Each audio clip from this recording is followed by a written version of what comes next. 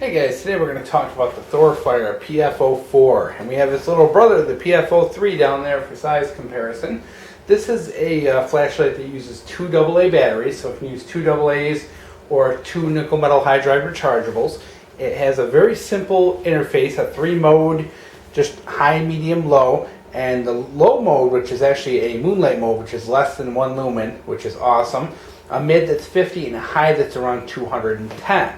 And one thing to note as well is this light does have a step down, so if you turn it on high mode, after 3 minutes it will step down to a lower mode. So it was very difficult for me to perform runtime testing on high because every 30 minutes you got to click it back up, and it's really not the very most accurate way to do it. So we'll pull this guy out of here.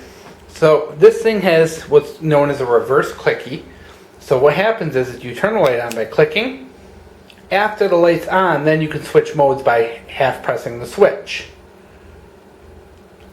So that's referred to as a reverse clicky. The opposite is a forward clicky, which you change the modes before you turn the light on. So it starts out in a very low moonlight mode. We'll hit the light real quick so you can see it. It's a very low mode. I mean, it's super low. This will give you a really, really long run time. Perfect for maybe reading in a tent or something like that. Your medium mode, pretty bright. It uses the XPG2, so it has a very bright hot spot and then spill around it, which is pretty common with the XPG2. And then your bright, which is about 200 lumens, and we're not going to focus, so we'll shut that back down for a second. Give that a second to focus. There we go, we're back. Good pocket clip, fits in the pocket very well. The clicky is very strong. You're not turning this thing on accidentally. It really takes an effort to turn it on. And being there is no momentary because it's a reverse clicky, so you don't have to worry about it accidentally coming on due to pressure in your pocket. It's got a, it's a smooth reflector. Nice glass.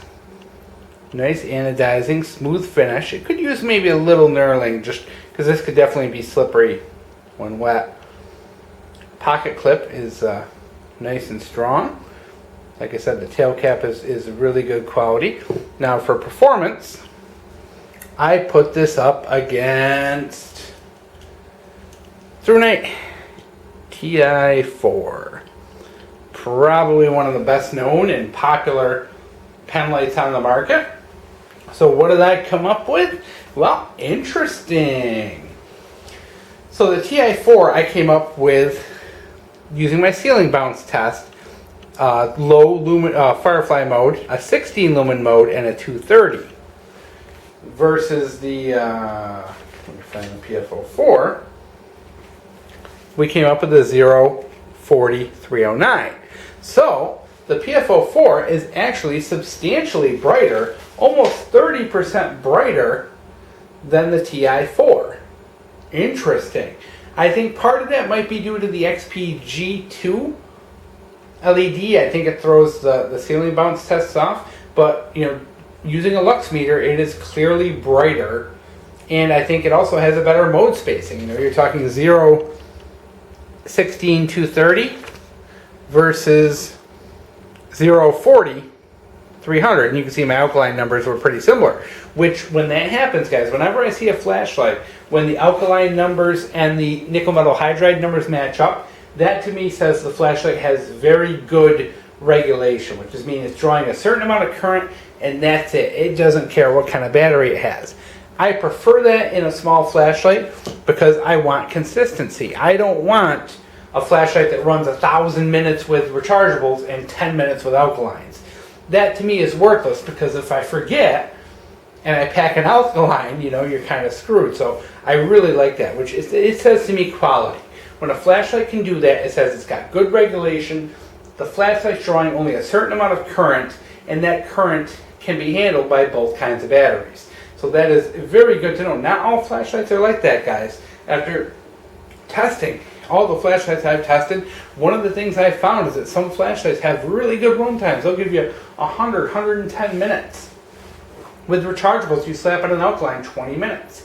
And not only is it 20 minutes, but it's essentially nothing for half the time. It's like you get like 100% for like 2 minutes, then you're down to 80% for like 8 minutes, and then you're down to like 10% the last 10. It's really not even worth it. This isn't the case. This is a light that stays bright the entire time.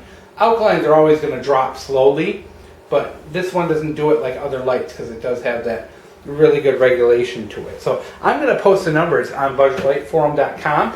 I'll put a link down in the description box. It's probably not going to happen until next week because I have a whole bunch of charts to make, and it's a lot of uploading to PhotoBucket and all that stuff to get it done. So check back in this video in a week, and I will put a link to that so you can check it out and see the exact numbers and all the raw data and kind of make your own comparison. Now, price-wise in the market, this thing, right now it's on sale for like 16 bucks. It's a really good price considering it's brighter than the Ti4 and has comparable run times. You really are getting a very good value for the money. It's good. The Thorfire stuff's good. They have an Amazon account, so you can buy this stuff directly from Amazon. I'm going to put a link to their Amazon store where you can get this stuff, and also a coupon code for you guys. And, you know, and believe it or not, guys, this Thorfire is actually the first Thorfire that they've sent me. All my other Thorfires I've bought, and I think I actually have 5 or 6, but all the rest I bought. I was a fan of Thorfire before they sent me one to review, and I'm actually really far behind on my flashlights, so I've been kind of just, you know, reviewing them as they come in and just trying to catch up on the backlog. But this one here, it's a really good value. If you like pen lights, if you want something to put in your shirt pocket, you want something to put in your desk at work, the dashboard of your car, something like that. These will run really, really well in your car with an Energizer lithium battery.